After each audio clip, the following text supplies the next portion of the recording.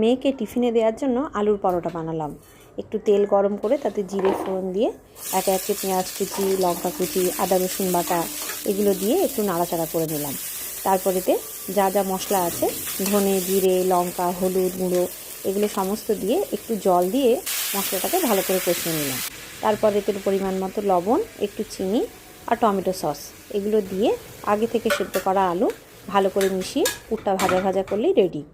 এরপর আটার লেচির মধ্যে পুরটা দিয়ে ভালো করে মুড়ে নিলাম। এখানে আপনারা আটার বদলে ময়দাও ব্যবহার করতে পারেন, তবে বাচ্চার টিফিন হিসেবে আমি আটাটাই প্রেফার করি। তারপর এর গায়ে ভালো করে শুকনো আটা লাগিয়ে এটাকে ভালোভাবে গোল করে পরোটার শেপে বেলে নিতে হবে।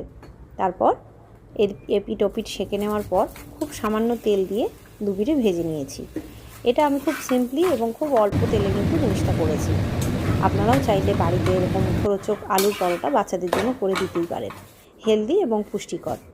তারপর যেটুকু আলু পুর বেঁচে ছিল সেটা ফ্রিজে রেখে দিলাম আবার এই পরোটাটা করে দেওয়ার জন্য।